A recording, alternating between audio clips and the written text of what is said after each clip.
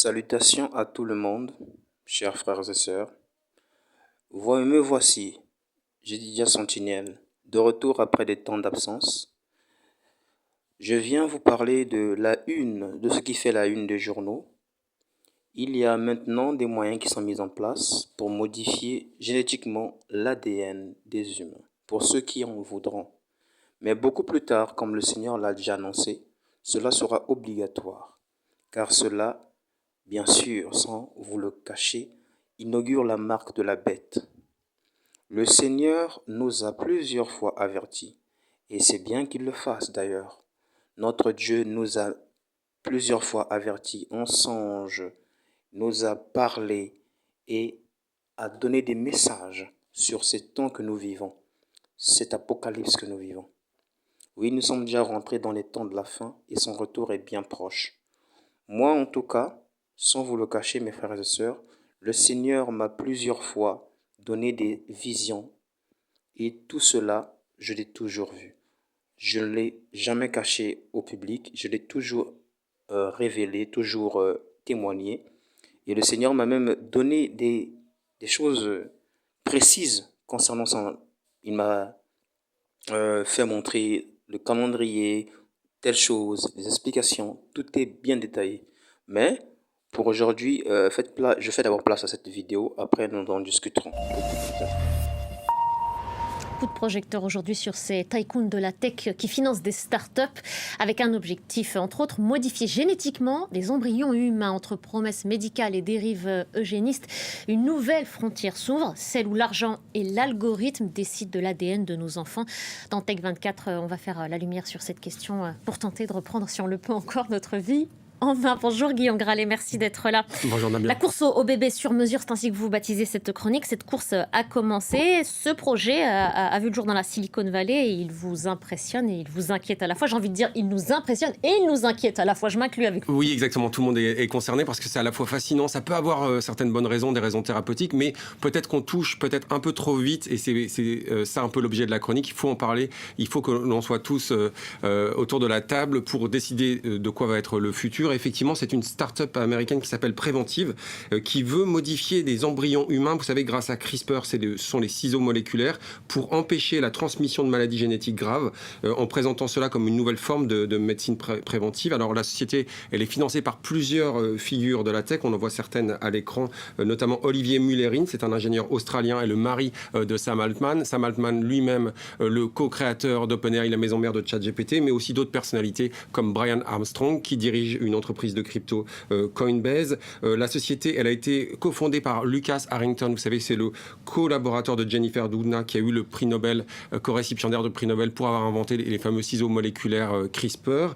Et l'idée, effectivement, c'est de corriger l'ADN dès le stade de l'embryon, avant l'implantation, pour éviter des pathologies lourdes chez l'enfant à naître. Le problème, ou en tout cas ce qui pose beaucoup de questions, c'est que ces modifications seraient aussi transmissibles aux générations suivantes. Ça change complètement d'échelle par rapport aux thérapies géniques classiques et c'est pour ça qu'on a envie de se poser beaucoup de questions, Nadia. Voilà, je tenais à vous faire cette vidéo pour vous montrer que le monde passe maintenant à une autre dimension et les plans de Satan s'accélèrent parce qu'il sait très bien que les temps sont finis, que le Seigneur fera bientôt son retour. Si ce n'est, c'est très imminent. Il ne tient qu'au Seigneur d'apparaître dans le ciel et prendre les chrétiens qui se sont préparés. Vraiment, donc, soyons vigilants, chers frères et sœurs.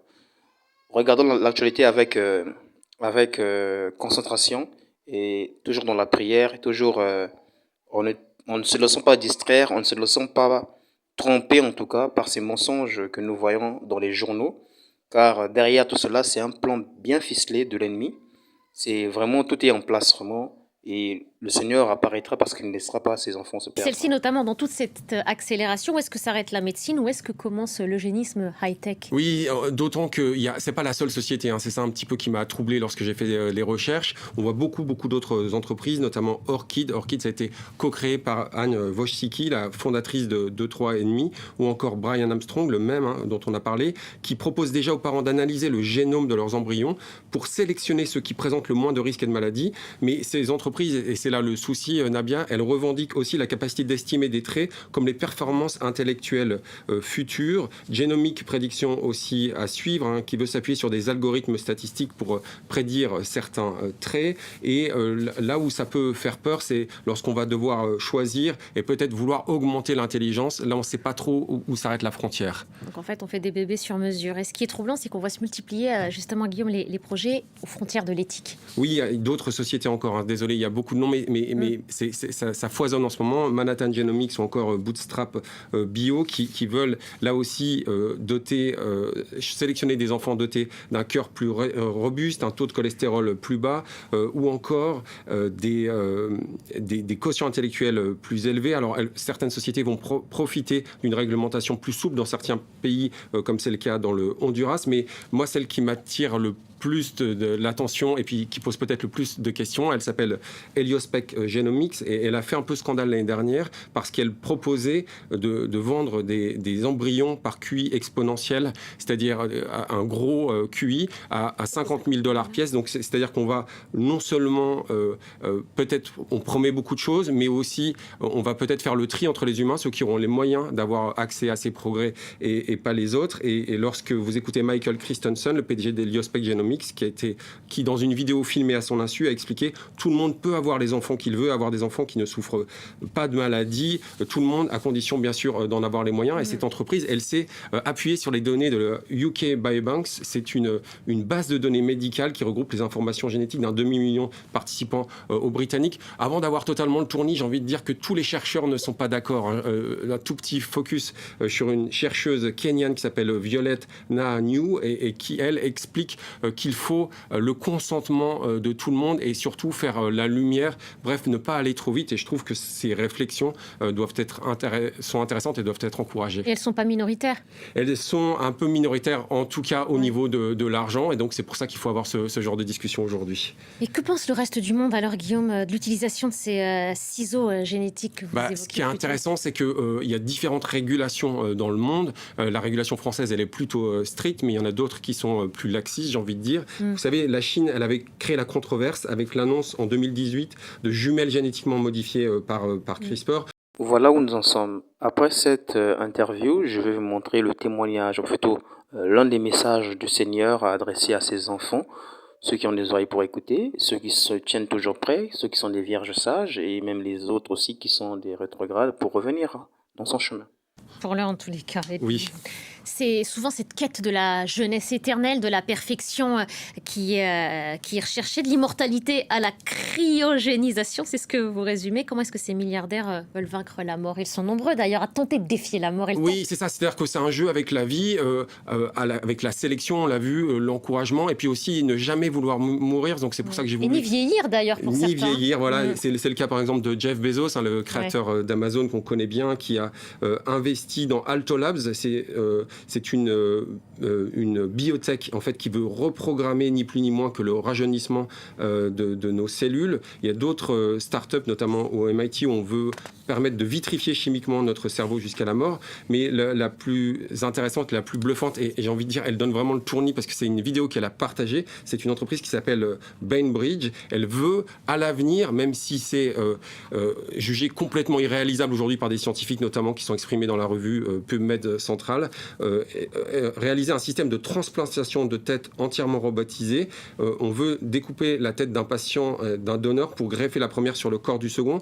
En réalité, là aussi, on explique que ça doit permettre de lutter contre certaines maladies neurodégénératives avec le consentement du patient, mais on se demande si on ne va pas un peu trop vite. Et puis, j'ai envie de dire, tout ça, ça nous rappelle un petit peu, vous savez, les scénarios comme Bienvenue à Gattaca, où en fait, selon les gènes que l'on avait, on était jugé apte ou pas apte. Et il y a une lecture que je trouve très intéressante que l'on doit au scientifique Jean-François Bouvet, qui s'appelle Bébé à la carte, qui nous permet de tout remettre en perspective et de décider ensemble de notre avenir, en garder uniquement le meilleur. D'où la nécessité d'une gouvernance responsable. Mon nom est Yahushua, Messie et Rédempteur. J'ai toutes les réponses et je détiens toutes les clés. Je suis le chemin, la vérité et la vie. Personne ne vient au Père ni n'entre dans mon royaume, sauf par moi. Je suis l'échelle et je suis la porte. Je suis la berger et mes brebis connaissent ma voix et me suivent. Suivez-moi, et seulement moi. N'écoutez pas la voix d'un autre, il y a tellement de mal planifié contre vous, car l'ennemi a manipulé toute la création. Il y a des plans pour recréer la vie, pour modifier mon dessein, dont beaucoup sont déjà mis en œuvre. Satan a toujours souhaité être Dieu et créateur. Vous souvenez-vous quand je vous ai parlé de votre ADN? C'est mon plan ou mon code qui est votre ADN et vous fait être façonné à mon image. À l'origine, avant la chute, une lignée pure et intacte. En concevant des moyens de manipuler cet ADN, l'ennemi est en train de créer son propre royaume avec sa propre race d'êtres. Certains ont et donneront allégeance librement, mais beaucoup d'autres seront contraints à cette allégeance par la manipulation et la tromperie. Ma parole ne vous dit-elle pas, comme au temps de Noé, il en sera de même de la venue du Fils de l'homme? Connaître le début, c'est connaître la fin. Il n'y a rien de nouveau sous le soleil. Étudiez ce qui s'est passé lorsque les anges déchus sont venus vers les filles des hommes, et vous comprendrez ce qui se déroule sous vos yeux. Ce système de la bête est décrit dans ma parole à la fin comme du fer mélangé avec de l'argile, ce qui est ma création avec ce qui n'est pas. J'ai beaucoup de sagesse à partager avec ceux qui me demandent cela. Demandez-moi et cela vous sera donné. Il est impératif que vous compreniez ce qui s'est passé alors, afin que vous sachiez que cette bataille est spirituelle et qu'il n'y a qu'une seule réponse pour vaincre et être sauvé. Toute altération de votre ADN, de l'essence même de qui vous êtes dans votre sang est une abomination à moi et il est le mélange de la semence et de Satan avec ma sainte création. L'homme prend sur lui, sous la direction de ton adversaire, de modifier l'existence même de l'homme, d'ajouter ou de supprimer ce que moi seul ai créé. Malheur à ceux qui trafiquent avec ma création car moi seul suis créateur, il n'y a pas de Dieu à côté de moi. Ces horreurs sont faites et seront faites à un degré plus élevé dans un avenir très proche et sont appelées technologies d'avancement et de percée. Comprenez ce que je vous dis. Ceci inaugure la marque de la bête dont ma parole parle. Ce système a été créé pour vous empêcher de vieillir, pour vous guérir, pour éliminer les imperfections, pour vous localiser et vous suivre médicalement, pour naître enfant sans défaut, et c'est un déguisement du véritable motif derrière cette technologie. Son but même est le contrôle et la manipulation, un moyen extrêmement méchant pour vous faire accepter facilement cet avancement, uniquement pour être utilisé contre vous dans les pires matières horribles. Cette science une fois prise dans le corps, cette marque, qu'elle soit dans la main ou sur le front, que ce soit une puce ou un code, quelle que soit la manière dont elle est maintenant et qui vous sera présentée, changera à jamais votre nature et détruira, l'alliance que j'ai créée avec mon peuple créé. Vous perdrez votre âme éternelle si vous acceptez cette marque, cette technologie dans vos corps, plutôt que la plupart des gens ne le pensent. Vous serez tous confrontés aux décisions les plus extrêmes et les plus difficiles de toute votre vie. Pour beaucoup, votre survie physique dépendra de ces choix. On vous dira bientôt que vous ne pouvez pas travailler, recevoir des soins médicaux, acheter ou vendre sans cette nouvelle technologie, mais comme je vous l'ai dit, ne vous inquiétez pas pour vos corps physiques, car c'est votre âme pour l'éternité et son lieu d'habitation qui devrait vous préoccuper le plus. Le système de la bête se lève et vos libertés vous seront enlevées. Vous devez avoir confiance et croire en moi, que je suis seul votre source et la base solide de roche sur laquelle vous pouvez vous tenir. Priez avec ferveur pour la mesure accrue de foi qui vous est promise. Vous ne devez en aucun cas prêter allégeance à ce système anti-messie. Sachez dans votre cœur où vous en êtes maintenant, car lorsque ce moment arrivera et que les mensonges soudains seront là, il sera trop tard pour y penser. De nombreuses promesses vides seront faites après le chaos. Comme je vous l'ai déjà dit, les jugements sont sur vous. Le désespoir et la souffrance vécue amèneront beaucoup de gens à se tourner vers n'importe qui ou n'importe quoi pour un soulagement physique instantané. Lorsqu'ils ne sont pas fondés sur la vérité, ils vont, dans leur faiblesse, choisir si très mal. Encore une fois, je vous le répète, mon peuple périt faute de connaissance. Je souhaite que vous connaissiez ma vérité et que vous les avertissiez. Avertissez vos familles, avertissez vos amis, vos collègues, vos pères et oui, vos pasteurs et tous les dirigeants qui dorment encore. En ce jour où chacun de vous me rencontrera face à face, il n'y aura pas d'excuse car j'ai toujours fourni un moyen. Chacun répondra de tout ce qui lui a été présenté dans cette vie comme opportunité. Voilà, chers frères et sœurs, ce message du Seigneur a été publié depuis l'an 2020. C'était tout pour aujourd'hui. Votre fidèle sentinelle, toujours là pour vous avertir et pour vous alerter de ce qui se passe, de l'immense de ça. Merci.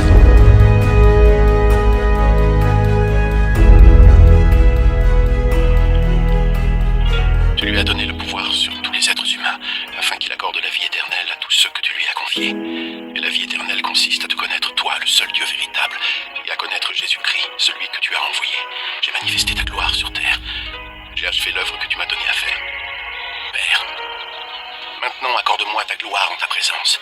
Cette gloire que j'avais auprès de toi avant que le monde existât. Je t'ai fait connaître à ceux que tu as extraits du monde. Ils t'appartenaient, et tu me les as donnés. Ils ont obéi à ta parole, et ils savent maintenant que tout ce que tu m'as donné vient de toi. Je leur ai transmis les...